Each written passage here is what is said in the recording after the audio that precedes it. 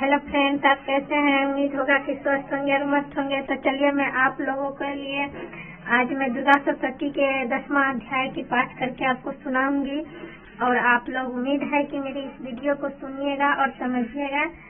तो मैं 10वां अध्याय करके सुनाती हूँ बिना समय गंवाए हुए। चलिए मैं आप लोगों को सुनाती हूँ और मैं आग्रह करती हूँ, हाथ जोड़ के नर्म निवेदन करती हूँ, वीडियो सुन लीजिए।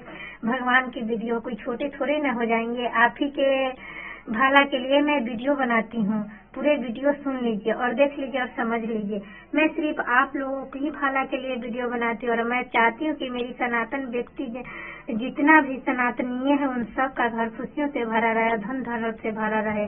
भगवान का नाम सुमरन करने से और भगवान की पाठ सुनने से कुछ नहीं खराब होता है, क्योंकि और बन भी जाता है।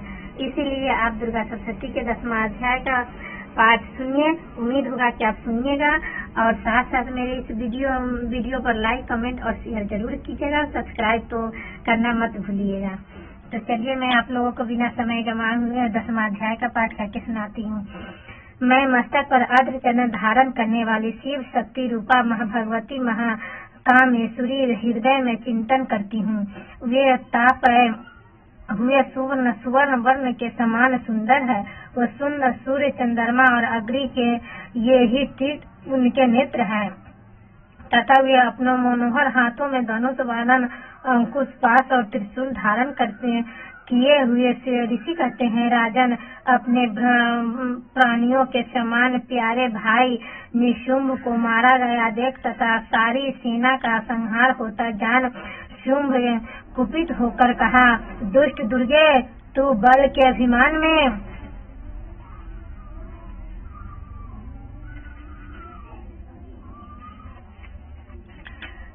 में आकर झूठ मूठ का घमंड दिखा रही है। तू बड़ी माननी बनी हुई है, किंतु तू दूसरी स्त्रियों के बल का सहारा लेकर लड़ती है। देवी बोली, ओ दुष्ट, मैं अकेली ही, तू इस संसार में मेरे सिवा दूसरी कौन है? देख, ये मेरी ही विभूतियां हैं, अतः मुझ में ही प्रवेश कर रही है। तदंतर ब्राह्मणी आदि समस्त देवियां अंबिका के देवी के शरीर में लीन हो गई। उस समय केवल अंबिका देवी ही रह गई। देवी बोली, मैं अपनी ऐश्वर्य शक्ति से अनेक रूपों में यहाँ उपस्थित हुई थी। तुम सब रूपों को मैंने समेट लिया है। अब अकेली ही युद्ध में लड़ूं में खड़ी हूँ, तुम स्थित हो जाओ। ऋषि कहते हैं, तदंतर देवी का शुंभ और दोनों देवताओं तथा दानवों को देखते भयंकर युद्ध छिड़ गया। बाणों की वर्षा तथा तीखे सहस्त्र एवं दारुण शस्त्रों के प्रहार के कारण दोनों का युद्ध सब लोगों के लिए बड़ा भयानक प्रतीत हुआ। उस समय अंबिका देवी ने सैकड़ों दिव्य अस्त्र छोड़े। उन्हें दैत्यराज शुंभ अनेक निवारण और द्वारा काट डाला। इसी प्रकार शुंभ ने भी जो दिव्य अस्त्र चलाए, उन्हें भी परमेश्वरी ने भयंकर हुंकार शब्द से उच्चारण आदि द्वारा खिलवारे में ही नष्ट कर डाला। तब उस असुर ने सैकड़ों बाणों से देवी को आच्छादित कर दिया। यह देख क्रोध में भरी हुई उन देवी ने बाण मारकर उसका धनुष काट डाला।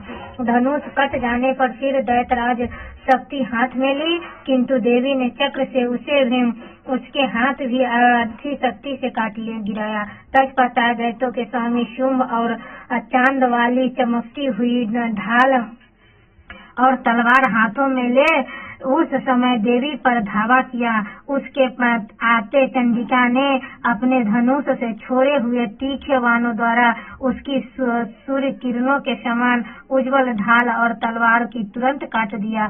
फिर उस दैत्य घोड़े और मार्थिक मारे गए। धनुष तो पहले ही कट चुका था। तब उसने अंबिका को मारने के लिए सखात भयंकर मुद्र हाथ लिए उससे आते देख देवी ने अपने क्षीण बाणों से उसका मुकद्दर भी काट डाला।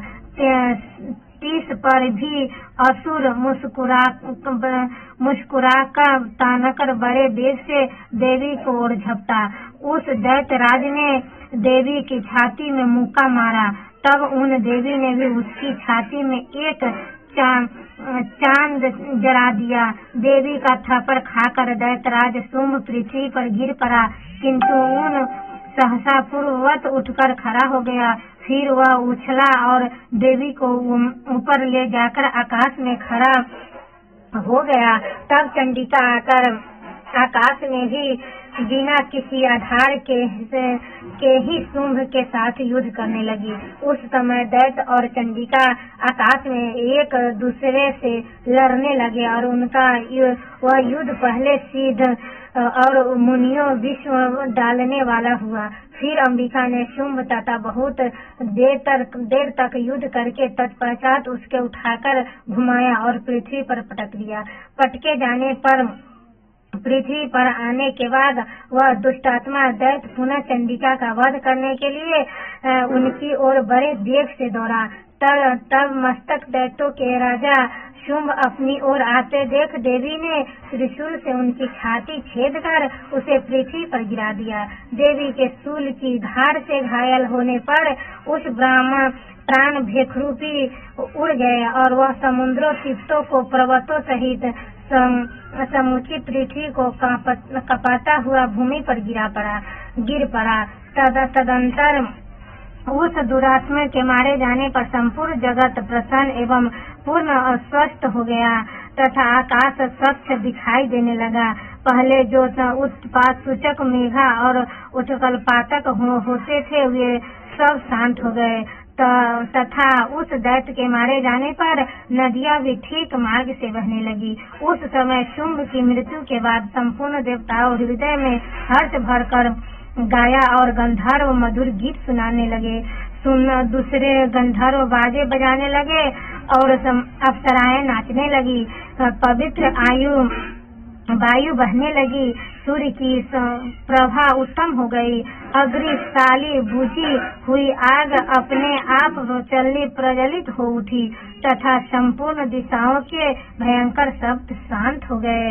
इसी प्रकार से भी मार्कंडेय पुराण श्रवणी मर्त्य कथा के अंतर्गत देवी महात्म्य शुंभ नामक 10वां अध्याय पूरा हुआ। आप लोग से निवेदन है इस पाठ को ग्रहण कीजिए। और देवी की तो जब उस समय की बात है उस समय की बात है जब देवी सब असुरों को काट कर मार डाली, तो हम लोगों की मनुष्य की दुख क्यों एक चुटकी का खेल है। अगर अपने आप को भगवान को समर्पित कर दीजिए, भगवान आपको कल्याण करेंगे और आपकी हर दुखों का निवारण करेंगे। ये मैं गारंटी लेती हूँ, क्योंकि भगवान राम या दुर्गा शब्द ही ऐसा चीज है। मैं आप लोगों की एक बात समझाती हूँ। अगर किसी का नाम कृष्ण है और कृष्ण कृष्ण रटोगे, आपका कितना भी दुश्मन क्यों न होगा, एक न एक दिन जरूर आएगा और कहेगा कि ये मेरा नाम लेकर क्यों पुकार रहा है, चलो मैं उसके पास चलती हूँ। उसी प्रकार से ये भगवान दुर्गा या राम या जो भगवान आपको प्रसन्न पड़ते हैं वो सब उसी प्रकार से नाम है। अगर उस नाम को जपोगे तो भगवान एक दिन आपके दुख को और विपदा को दूर करने जरूर आएंगे।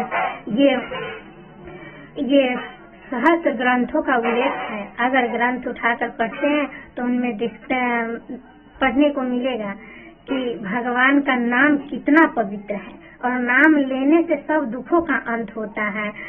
जिस समय एक बात की प्राचीन काल की बात है, वीडियो बड़ा हो जाएगा इसीलिए मैं संक्षेप में आपको बताने चाह रही हूँ कि एक बार शंकर जी पार्वती जी को बता रहे थे कि मैं इस विश्व में इस ब्रह्मांड में सबसे प्रिय मेरा कौन है। तो पार्वती जी से शिव जी बोले कि रामेति रमे राम मनोरमे सहस्त्र नाम अतुल्य राम नाम वरानने। राम नाम सहस्त्र नाम के तुल्य है और मैं राम नाम में ही रमन करती हूँ, क्योंकि मुझे सबसे प्रिय क्या है तो राम नाम है। कोई भी भगवान का नाम लो, वे भगवान को बहुत प्रिय लगते हैं और वो आपके पास तुरंत दौड़े चले आते हैं, क्योंकि भगवान हर दुख बर्दाश्त कर लेते हैं, लेकिन अपने भक्तों की आंसू बिल्कुल नहीं बर्दाश्त करते हैं। आंसू पोंछने के लिए भगवान स्वयं आते हैं। अगर इस बात पर विश्वास नहीं है तो अपने आप को भगवान को हवाले कर देखो। आपका आंसू भगवान पोंछने नहीं आए तो हमको कहिएगा।